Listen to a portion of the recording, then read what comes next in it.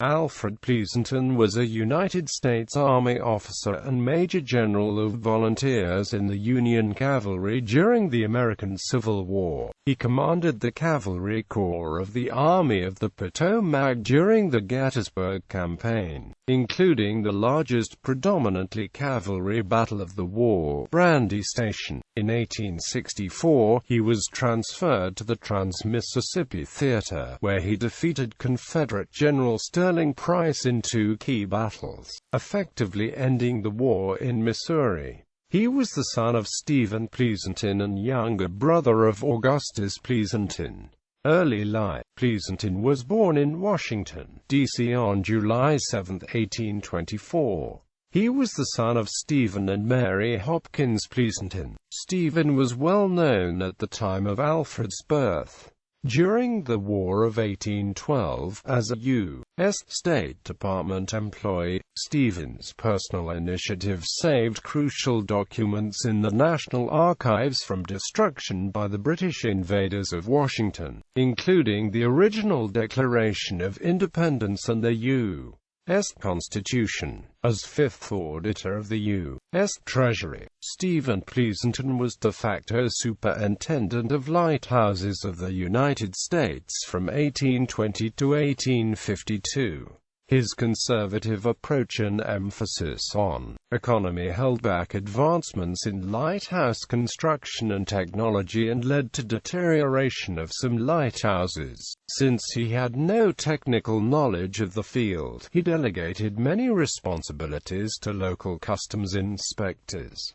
In 1852, the U.S. Congress decided reform was needed and established the Lighthouse Board to take over fiscal and administrative duties for U.S. lighthouses. Alfred's much older brother, Augustus, attended the United States Military Academy and served as Assistant Adjutant General and Paymaster of the state of Pennsylvania. His career direction obviously affected his younger brothers, and both boys were assured nomination to the Academy by the father's fame from the War of 1812. Alfred graduated from West Point on July 1, 1844 and was commissioned a brevet second lieutenant in the 1st U.S. Dragoons. He was stationed first at Fort Atkinson, Iowa. He followed his unit for frontier duty in Minnesota, Iowa, and Texas. He was promoted to second lieutenant with the 2nd U.S. Dragoons on November 3, 1845. With the 2nd Dragoons, he fought in the Mexican-American War and received a brevet promotion to first lieutenant for gallantry in the Battle of Palo Alto and the Battle of Resaca de la Palma, Texas, in 1846.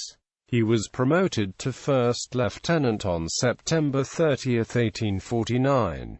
He served as regimental adjutant from July 1, 1854 to March 3, 1855. Pleasonton was promoted to captain on March 3, 1855. Civil War. Peninsula to Chancellorsville. At the start of the Civil War in 1861, Captain Pleasonton traveled with the 2nd Dragoons from Fort Crittenden, Utah Territory, to Washington, D.C. Despite active politicking on his part, attempting to capitalize on the faded political connections of his father, Pleasonton did not earn the rapid promotions of some of his colleagues. He was transferred to the 2nd U.S. Cavalry Regiment on August 3, 1861.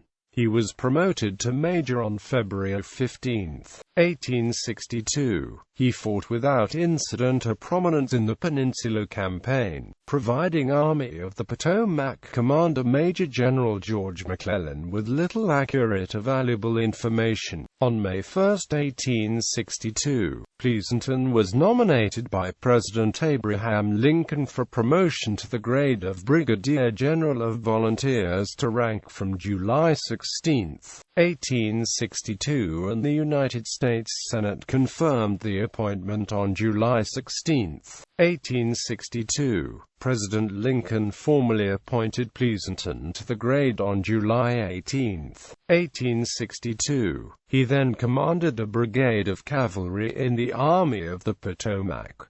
On September 2, 1862, Pleasonton assumed division command in the cavalry. He was wounded in the right ear by the concussion of an artillery shell at the Battle of Antietam on September 17.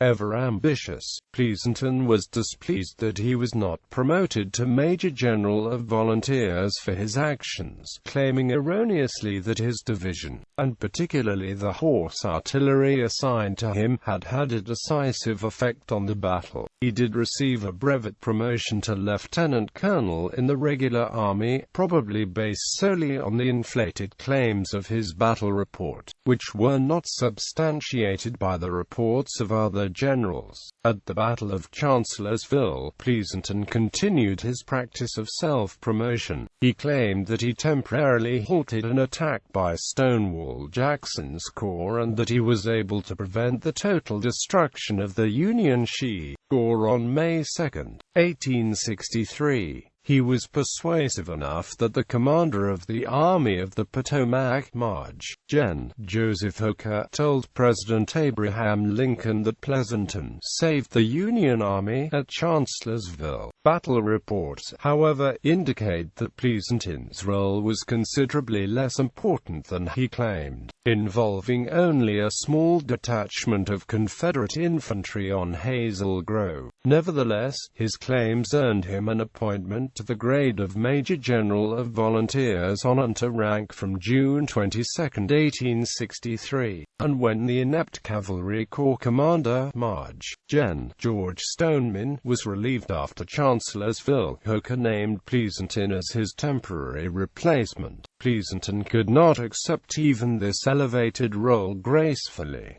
He wrote to Gen. Hooker, "I cannot remain silent as to the unsatisfactory condition in which first find this corps. The responsibility of its present state does not belong to me." Gettysburg. Pleasonton's first combat in his new role was a month later in the Gettysburg Campaign. He led Union cavalry forces in the Battle of Brandy Station, the largest predominantly cavalry battle of the war. The Union cavalry essentially stumbled into J.E.B. Stuart's Confederate cavalry, and the 14-hour battle was bloody but inconclusive, although Stuart was embarrassed that he had been surprised and the Union horsemen had a newfound confidence in their abilities. Subordinate officers criticized Pleasonton for not aggressively defeating Stuart at Brandy Station. Gen. Hooker had ordered Pleasonton to disperse and destroy the Confederate cavalry near Culpeper, Virginia, but Pleasonton claimed that he had only been ordered to make a reconnaissance in force toward Culpeper, thus rationalizing his actions. In the remainder of the Gettysburg Campaign up to the climactic battle, Pleasonton did not perform as a competent cavalry commander and was generally unable to inform his commander where the enemy troops were located, and what their intentions were. The Army of Northern Virginia, under Gen. Robert E. Lee, was able to slip past Union forces through the Shenandoah Valley and north into Pennsylvania. During this period, he attempted to exercise political influence by promoting the nephew of a U.S. congressman, Captain Elon J. Farnsworth, a member of his staff, directly to brigadier general. Pleasonton also promoted Captain Wesley Merritt and First Lieutenant George Armstrong Custer to brigadier general. Pleasonton corresponded with the congressman and complained about his lack of men and horses in comparison to Jeb Stuart's. He also politiced to acquire the cavalry forces of March, Gen. Julius Starhill, who commanded the cavalry in the defenses of Washington. The machinations worked. Starhill was relieved of his command and his troopers were reassigned to Pleasonton. Hooker was enraged by these activities, and it was probably only his own relief from command on June 28, 1863, that saved Pleasonton's career from premature termination. In the Battle of Gettysburg, Pleasonton's new commander, Gen. George G. Meade, understood Pleasonton's reputation and kept him on a short leash. For the 3 days of the battle, Pleasonton was forced to remain with Meade at Army headquarters, rather than with the Cavalry Corps headquarters nearby, and Meade exercised more direct control of the cavalry than an army commander normally would. In post-war writings, Pleasonton attempted to portray his role in the battle as being a major one, including predicting to Meade that the town of Gettysburg would be the decisive point and, after the Confederate defeat in Pickett's charge, that he urged Meade to attack Gen. Lee and finish him off. He conveniently made these claims after Meade's death, when dispute was impossible. On the other hand, however, Pleasonton cannot be blamed for the unfortunate cavalry action on July 3, when Meade ordered the division of Brig. Gen. Judson Kilpatrick to attack the right flank of the Confederate Army, which resulted in a suicidal assault against entrenched infantry and the futile death of Brig. Gen. Elon Farnsworth. After Pleasonton was removed the field, Meade was impressed with his performance from headquarters as an acting chief of staff during the battle. Trans-Mississippi. Pleasonton was transferred to the Trans-Mississippi Theater and commanded the District of Central Missouri and the District of St. Louis on July 4, 1864. He performed well and over a period of 4 days, defeated Gen. Sterling Price at the Westport, the Battle of Byram's Ford, the Battle of Mine Creek, and the Marais des Cygnes, ending the last Confederate threat in the West. He was injured by a fall in October 1864. In 1864 and 1865, he instituted a policy of amnesty, granting parole to Confederate prisoners on condition they go up the Missouri River to the Dakota and Montana territories. This resulted in preventing many of the remnants of Price's army from becoming bushrangers, like Quantrill, and also resulted in Missouri Confederates migrating to the goldfields of the Montana Territory. On April 10, 1866, President Andrew Johnson nominated Pleasonton for appointment as a brevet brigadier general in the regular army for the campaign in Missouri, to rank from March 13, 1865, and the U.S. Senate confirmed the appointment on May 4, 1866. On July 17, 1866, President Johnson nominated Pleasonton for appointment as a brevet major general in the regular army for his overall conduct in the war, to rank from March 13, 1865, and the U.S. Senate confirmed the appointment on July 23, 1866. Post-bellum career. After the war, although Pleasonton had achieved the honorary rank of brevet major general in the regular army, he was mustered out of the volunteer service with the permanent rank of major of cavalry. Because he did not want to leave the cavalry, Pleasonton turned down a lieutenant colonelcy in the infantry, and soon became dissatisfied with his command relationship to officers he once outranked. Pleasonton resigned his commission in 1868, and was placed on the Army's retired list as a major in 1888.